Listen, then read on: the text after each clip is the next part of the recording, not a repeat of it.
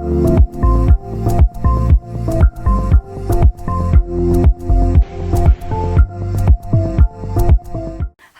and welcome back to my channel. I hope you're doing well. Today is the Health, Human Rights and Intervention Detailed Revision Unit over here on my channel. It's a mouthful to try and say. I've done a load of these already over on my channel. I think there'll be 5 or 6 already out. I want to have either a full series for each topic or at least one of these detailed revision guides for you before your exams. So that's the aim. This is the last one I'm going to get up for you, I think, before your exams.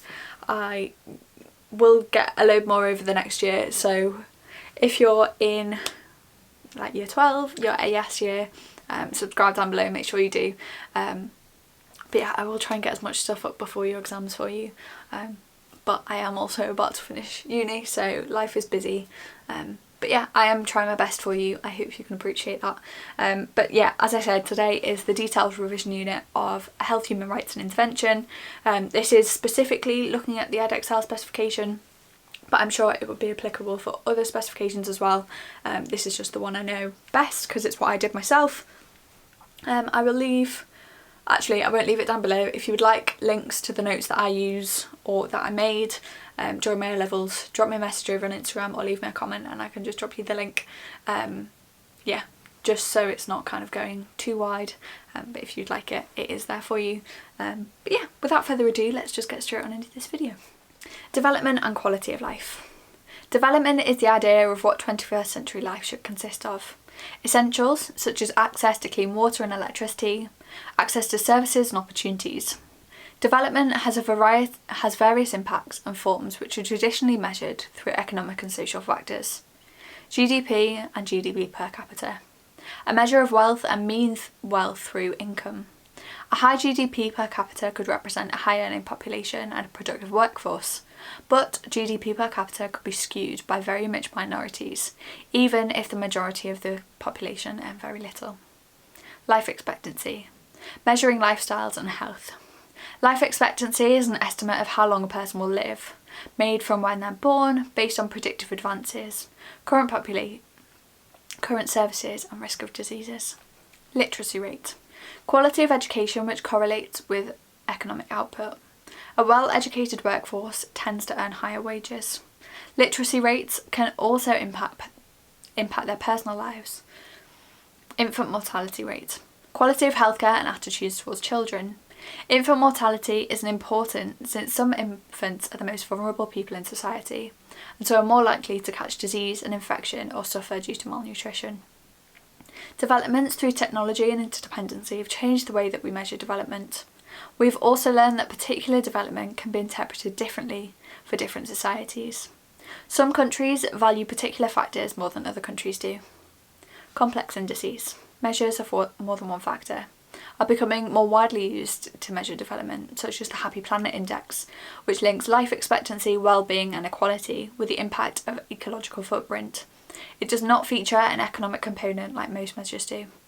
The KOF Index of Globalisation measures the strength of links between countries, uses economic, social and political criteria. Despite not being a direct measure of development, globalisation closely links to a country's development. Nations that can prioritise globalisation tend to have good infrastructure, education for their workers and families and economic funds available. The World Happiness Index. This measures alternative ideas like social support, generosity and corruption. This is a qualitative measure based on how the population feels regarding the transparency of their government. The validity of the World Happiness Index could be argued, since opinions can be largely influenced by the media. Using different measures and indices can result in countries ranked differently for development. The reasons for the trends of the Human Development Index. Of course, development patterns depend on how you measure development. Using the HDI, most developed countries include Northern America, Europe, Ireland, Japan, South Korea, Australia and New Zealand. This may be because these nations have larger economies and advancing technology industries, resulting in a high GDP per capita. Cities and towns are well structured, with strong infrastructure and transport links, excellent supplies of clean water, electricity and food to households, and most of these nations have free education systems, with opportunities to progress onto further education or employment apprenticeships. The World Happiness Index. High-scoring countries on the Happy Planet Index aren't countries that score highly on the HDI. Mexico, Costa Rica, Thailand, Norway and Vietnam. These trends in the Happy Planet Index are more complex to explain, as each country varies in lifestyle, physical and human geography, and government styles. Costa Rica abolished its army, instead spending its defence budget on education, health provisions and pensions. Government taxes all fossil fuels we use, spending taxes on protecting its tropical rainforests. In 2015, 99% of its electricity was produced using renewable sources. Vietnam. This has a high relative life expectancy for a developing country. People from Vietnam live 17 years longer than people from the Gambia, despite having similar sized economies. Large education and public service provisions have reduced inequality within the population, with large reductions in population living in poverty. Norway. The highest scoring European country on the Happy Planet Index. Norway provides free education, public pensions and healthcare. There is low unemployment and individuals work reasonable hours in a workforce with a strong sense of community. However, Norway's ecological footprint, consumption of resources, greenhouse gas emissions and protection of habitats and wildlife is 3 times a sustainable footprint. Looking at literacy rates. Unsurprisingly, the literacy rates are similar to Human Development Index, since literacy rates are one of the main measures that are considered by the HDI. However, literacy rates may be unreliable, since the country itself measures it rather than an independent organisation. Therefore, a country may claim to have higher literacy rates to avoid intervention and portray the country as successful. The changing definition of development. Historically, there has been a strong link between development and a country's wealth. The wealthier a country, the more they can afford to spend on infrastructure, education, health, and the more developed they are as a nation. Rosling, a leading statistician who believes in health and life expectancy directly correlates within a country's development. He also tries to disgrace national governments about the inequalities in health and well-being across the world through Gapminder. Governing strategies and development models. Different governments have different styles and strategies of government. Different countries have different focuses on their development, sustainability, economic growth, laws, focus on religion, reducing inequality within a population. No model or governance style is completely successful. Westernisation, the model of democracy and capitalism. Democracy is a system of government based on the belief that the population has equal rights in deciding how the country is run. Each member of society who is eligible to vote gets an elect representative in government to govern on their behalf. But not everyone is able to vote, such as in the UK prisoners are not able to vote. Capitalism is the economic system where industry is owned by private businesses and are run to make a profit as opposed to being run by the state. Within this system, individuals earn wages based on their skills and hours worked. This can lead to a great inequality of wealth across the population. However, capitalist economies tend to be the most wealthy and successful across the globe. The USA, the UK, Germany. However, do note that even though a country may be described as capitalist, it doesn't mean that every industry has to be privatised. Royal Mail until 2013 was state-owned. Conversely, America has a private healthcare system, whereas the NHS in the UK isn't. Western development. This westernised equal rights, democracy, capitalism is seen by some as successful in promoting development, since historically Western countries have been, and continue to this present day to be, leading in economic and political significance. However, some governments do not wish to adopt Western governance and values. They go against their traditions, culture and way of life. Western lifestyles are unsustainable, consuming large amounts of energy, water and creating a large proportion of greenhouse gas emissions. Many Western countries have a large proportion of atheists or relaxed religious views. This can be reflected in their laws such as pro-abortion, divorce, mixed gender schools, which can contradict other religions' laws. Therefore, there are different models of governance. Sharia law, the model of non-secular governance. There are some countries whose laws coincide with Islamic Sharia law, such as Saudi Arabia and Iran. Here, law and religion are intertwined, unlike Western governments where secularisation has occurred. Sharia law is particularly different from Western laws in its attitude towards marriage, inheritance and women's role in society. The severity of interpretations of the law is disrupted. The severity of interpretations of the law is disputed between various Islamic countries, with Saudi Arabia having one of the strictest interpretations. As a consequence, they have some of the most controversial views on women's treatment and rights. They also have the death penalty, and there's much debate on their human rights record. Due to Saudi's oil wealth, they are still central figures within the world's economy, despite having a different form of government. Bolivia, model of sustainability. Evo Morales, Bolivia's president, is the leader of the movement towards Socialism Party. He led the creation of the 2009 constitution focused on the law of Mother Earth. Mother Earth has rights, including to remain in equilibrium and unaltered by genetic modification. The government has a duty in protecting Mother Earth, reducing resource consumption by advocating for removal of all weapons of mass destruction. Any damage previously against Mother Earth is the responsibility of our generation, and action should be taken to restore Mother Nature to equilibrium. The law of Mother Nature is an approach put first in response to climate change and increasing pollution. This model requires adaptation of Bolivia's economic structure and rethinking the traditional model of development, which other countries are very hesitant to follow. Communism, model to reduce wealth inequality. Communism is the opposite of capitalism. Prominent industries are state-owned, which means competition between businesses is reduced. As a consequence of less focus on profit, working conditions and pay have been regulated and are fairer. However, in practice this isn't always the case. Historically, communist states haven't been the most successful. There is little economic growth with no foreign direct investment or competition between companies. Wages were controlled by bureaucrats within the government, so inequality still existed within wealth distribution and political voice. To maintain their one-party control, governments would restrict freedom of speech and human rights of their population. However, many communist states opened themselves up to globalisation, trade and political cooperation. For example, China has the fastest growing economy in the last 30 years, opening up to FDI and relaxing its one-child policy. However, China's government still remains communist, which isn't limiting China's development and growth. This can also be seen in former USSR countries. Authoritarian, opposite model to democracy. Authoritarian states, sometimes called totalitarian, are the opposite to democratic states, where decisions are made by the government or an individual alone.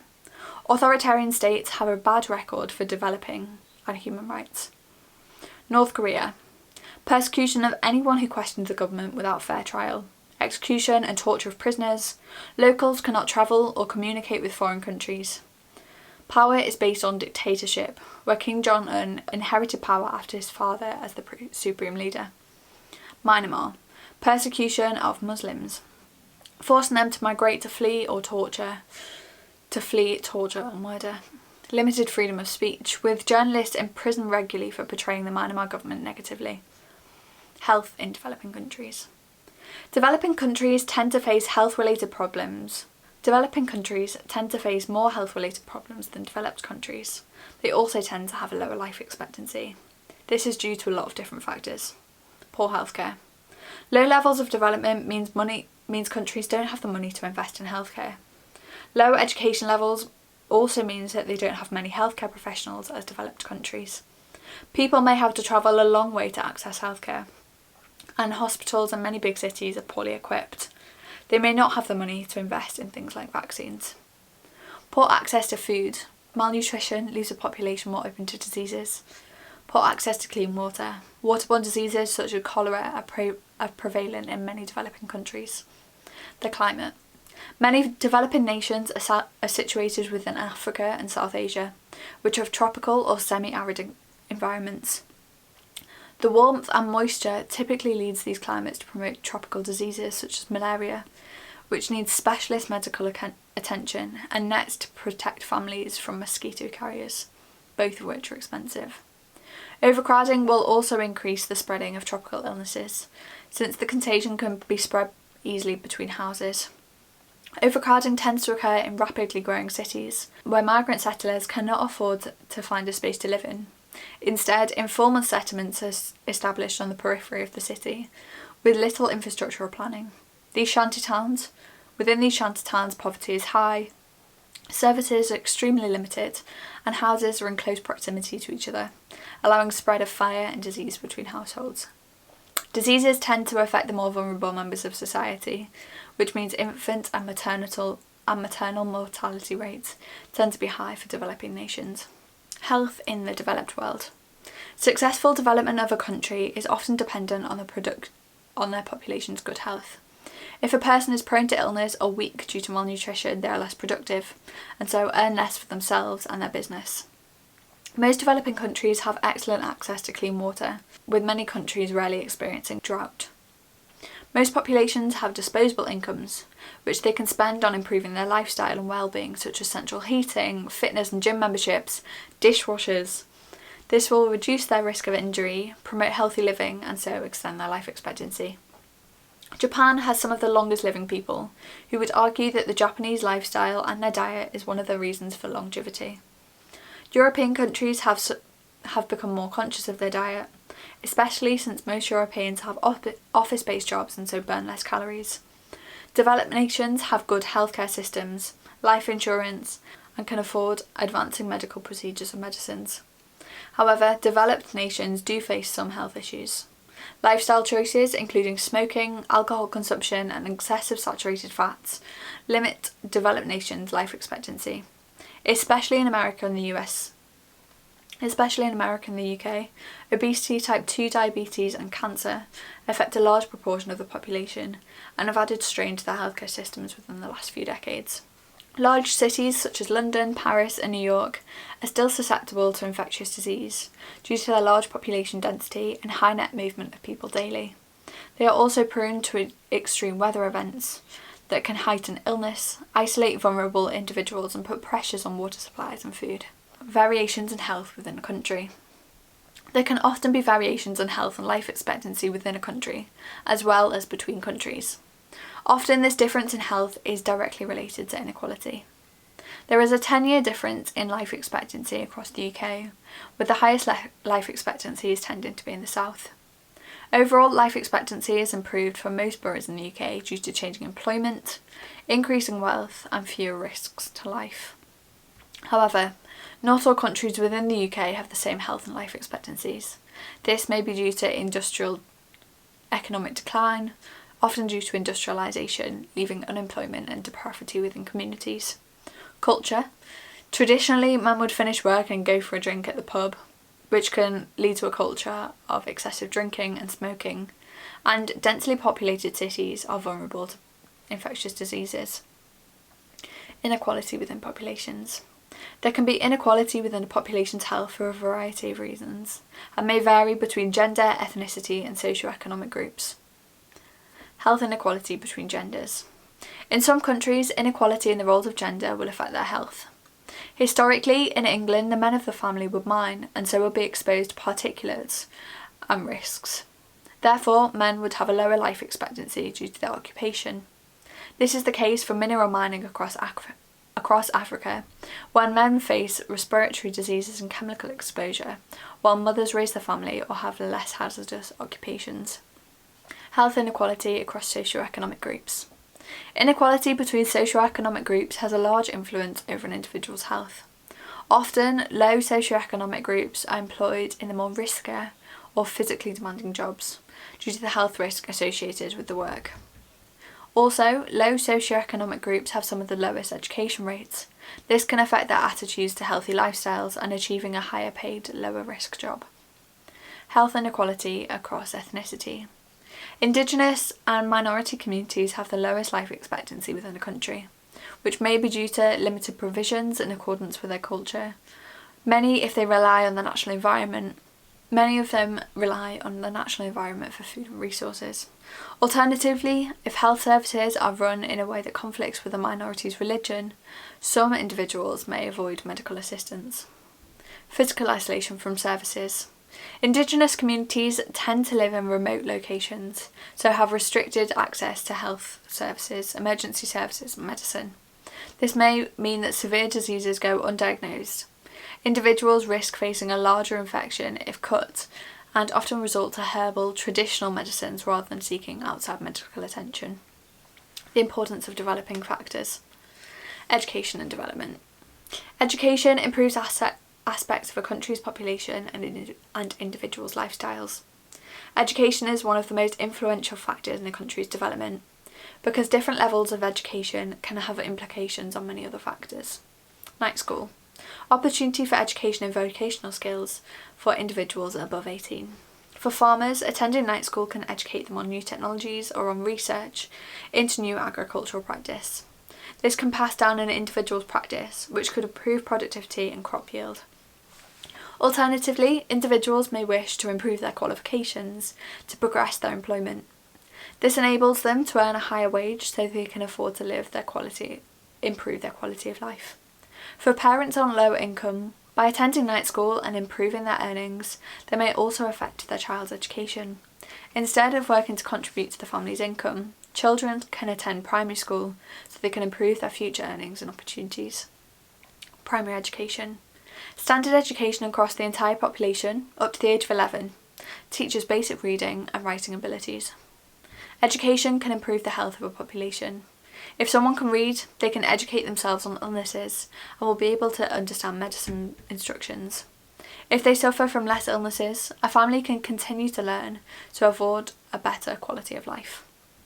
Especially for girls, basic education can educate young people on contraception and health. In some countries, sexual health is biased when taught by parents, so as a child follows their religion, decisions or traditions. Instead, primary education can follow an unbiased opinion, which can help decisions about family planning. Further education. Institutes such as colleges and universities that provide specialist education to 16 to 24-year-olds. A workforce will have to be skilled to attract a high income opportunity and technical TNCs. Locations can build a reputation for a skilled workforce, such as Bangladesh's growing IT industry, where workers can speak multiple languages to communicate with customers in all kinds of call centres. Expansion of a country's quaternary industry depends on a younger population, educated in a technical degree subject such as science, engineering and computer science at degree level. The knowledge gained by employees by working for quaternary TNCs may be passed down to households, where more of the population can repair and operate out household appliances, which can significantly improve their quality of life. Barriers to education. However, education may not be available to all, even in the 21st century. Gender inequality is the predominant reason why most children don't attend primary or secondary school. Some interpret their religious traditions to deem that girls aren't capable or shouldn't mix with boys. Many families in developing countries prevent their children from attending school, instead sending them to work from an early age. Other factors, epidemics, conflict or corrupt governments, can also restrict school attendance and the ability for schools to provide education. Development links and organisations. Social development links directly to the level of economic development. The wealth of a country demonstrates its capability to provide for its population. If a country has more income and more money to invest in areas which can improve the social well-being of its population, for example, they may spend money on developing healthcare, which over time will improve the health of its population, which can lead to an increasingly productive workforce and also increase the life expectancy of the country. Investment in education will help to increase literacy rates and therefore create a workforce which is more able to become skilled. There are several different approaches in improving social development. Welfare states aim to provide a stable economy by providing for those who are disadvantaged. Totalitarian regimes focus on political and military enforcement, aiming to gain wealth through streamlining services and becoming as efficient as possible. IGOs have been key since 1945 in the economic development and rebuilding of the world after World War II. However, some argue that IGOs have helped TNCs succeed whilst widening the inequality between the rich and the poor. Intergovernmental organisations and conventions. United Nations. The UN focuses on human rights, peace and social advancement. The UN attempted to achieve these goals by creating the Millennial Development Goals. The MDGs were put in place as a framework for development for emerging economies and developed countries to provide assistance. The framework ran from 2000 to 2015 and included goals such as eradicating poverty and hunger, universal primary education, combat AIDS, HIV, malaria and other diseases, develop global partnership for development, promote gender equality, reduce infant mortality, improve maternal health, encourage environmental sustainability. The success of the MDGs is questionable. To eradicate extreme hunger, people living on $1.25 a day has halved, but yet 1 in 8 still remain in hunger and malnourishment. The other goal, to achieve universal primary education, saw a dramatic increase in enrolment and government encouragement, but 1 in 6 people are illiterate, of which 2 out of 3 of them are women. Another goal, to ensure the environmental sustainability. 1.9 billion people have access to drinking water, but yet climate change remains a threat. The MDGs were replaced by the Sustainable Development Goals in 2015 to encourage sustained social development. There were more goals created, 17 in total in compared to 8 previously. These targets aimed to be reached by 2030, an expansion of the Millennial Development Goals. The UN Declaration of Human Rights. These are 30 articles set out in 1948 based on the laws of freedom and justice. This has become the basis of international law, and countries are expected to adhere to all of the articles, not just the ones that suit their society. Authoritarian countries, which limit personal freedom, have limited human rights with the existence of slavery and female discrimination. The UDHR has been criticised as favouring Western values and forcibly trying to change other traditional cultures.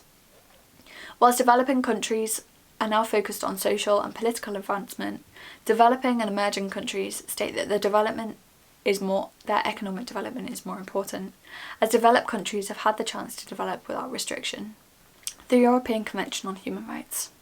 The European Court on Human Rights, developed as the ECHR, as follows to the UDHR, with similar aims to promote democracy, integration and freedom. 59 articles, of which there are 47 signatories to promote unity in Europe.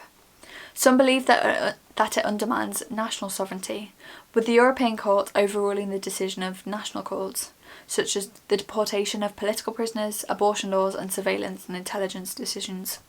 However, international courts are good for individuals who believe their government should be held accountable to action of decision. Within countries claiming it negatively affects their sovereignty, several countries have drafted their own rights. The UK suggests the British Bill of Rights in 2015, which would bring European law into the UK constitution. Issues of terrorism plans would be resolved, and it is an alternative for when the UK leaves the EU. The Geneva Convention. The Geneva Convention is a set of international rules that apply in war situations that protect civilians, wounded armed forces, prisoners of war and shipwrecked navy forces. Ratified into international law by 196 states worldwide, including Russia, Iraq, North Korea. The UN Security Council is ultimately the final decision maker on any complaints or incidents. Countries have been known to break the Geneva Convention by torturing or interrogating prisoners of war, including British soldiers interrogating prisoners of war in Iraq in 2006. Alternative approaches to human rights. Social progression in the West has created a focus on civil and political rights. Attitudes in the East and the communist countries still focus on the priorities of economic and cultural rights. Different countries and populations will have different viewpoints, depending on the progression of their country. Many developing or emerging countries can choose to prioritise economic stability as well as political security. Globalised communication is making detrimental attitudes to human rights more prevalent in the news, which creates public pressure for governments to act and intervene. Authoritarian and democratic countries have differing attitudes to the protection of human rights. Political corruption. 5% of global GDP is spent corruptly, bribing officials or lost money in governments. Corruption stifles development in many ways. Money lost to corruption could instead be spent on the provision of services and infrastructure, which could improve health and social well-being, attract businesses, improving the economy and job opportunities, improve safety and reduce crime levels. Corruption threatens human rights enforcement, since politicians may exploit their people to remain in power, or business to bribe the government to exploit workers and the environment. Corruption severely impacts the level of trust between the population and the government. The UN established a convention against the corruption, which 177 states signed. It criminalises corruption and suggests international cooperation to those held accountable. Political corruption impacts the poorest in society, which creates greater inequality between the different levels of society. Demands for equality. The British Human Rights Report sets out countries' priorities to target and ensure equality in the following of human rights globally. Priority countries tend to be notorious for modern slavery, discrimination against women and homophobic attitudes, with little done to change these values. Developed countries now have progressed towards aiming for equal opportunities, recognition for pay of men and women after years of repression of women. There are still industries where gender equality is difficult and there are fewer women employed or male employees. Where there are fewer women employed, such as in STEM, or male employees, such as in nursing and midwifery. Cultural shifts and changes in attitudes have created pressures on emerging societies to inform and create more equal society for women. Saudi Arabia has seen resistance to the enforcement of Sharia law to restrict women, but public pressure has led to women being able to drive since 2016. Malala was shot by the Taliban for speaking up about girls getting into education and continuing in employment, but yet she received the Nobel Peace Prize and now attends Oxford University to study PPE. Pakistan and US aid, the second worst country in the world for gender equality, but the USAID Dairy Project trained 9,000 women, increasing girls' enrolment in school with 5,200 scholarships for higher education. Geopolitical interventions. Superpowers in developed countries can assist developing countries and those in crisis by bringing about improvements on living conditions. However, they can also limit trade and restrict a country's influence through trade embargoes. Development aid is usually provided to poorer countries in the form of a subsidy to support growth and development. LEDCs may also receive help in their infrastructure, but if local contractors aren't used, the positive consequences are limited. Trade embargoes are restrictions on specific countries against movement of goods or people. An embargo is often against a country with controversial policies or who trade in openly dangerous goods or weapons. Military aid usually supports a country through investment or weapons to assist them in the defence of their country, rather for those who wish to impose conflict. Military action has become less common. Instead, states offer full military support to help construct infrastructure, rebuild after conflict, or train domestic forces. Disaster aid is the most common form of intervention, since it can be given following a natural disaster or threats due to climate change. Since natural disasters occur more in the Caribbean, Asian or Oceanic countries, these states tend to receive the most disaster aid. Donations can be made from a government or an NGO. Appropriate interventions. Loss of aid. Interventions are encouraged when human rights are violated. Interventions may not always be a direct force, but a removal of aid that a country relies on or encourages them to remove these attitudes from their culture. If corruption is rife, aid is reduced or removed so as a force to change in government or leadership actions. The IMF and other world organisations have recently progressed towards the encouragement of trade, not aid. Specifically, as in Africa, aid does not appear to have improved infrastructure, quality of life, or the economy long term. Political interventions are perceived to only occur when there is benefit to the nation, in an effort to maintain their power in the region or uphold their ideology. This is the main case in Russia and their veto of NATO and the UN Security Council when it perceives a widespread westernisation on capitalism. Military action and development. Military action tends to have negative impacts on economic growth in the short term whilst conflict occurs. Countries experiencing conflict or military intervention may become more unstable, and so any foreign investment may be deterred or lost.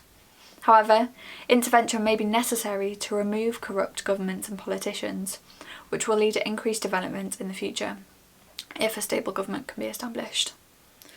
Military action and human rights. Human rights may not be followed during killings and huntings for certain criminals of war. The protection of human rights are dependent on all parties involved, which is difficult during times of war. Restrictions of necessities such as water and foods may make human rights impossible to fulfil and often lead to dire qualities of life for those caught in conflict. To conclude, it is often the case that the short-term gains do not match the long-term costs that aid and intervention can cause. And that is the end of this video. I hope it was helpful for you. I hope it was helpful to just have everything in one place. As I said, if you would like the notes that I made on this topic, drop me a comment down below or drop me a message over on Instagram and I can send you the link for that. I hope this was helpful. I hope your exams go well and I will be seeing you very soon. Bye guys.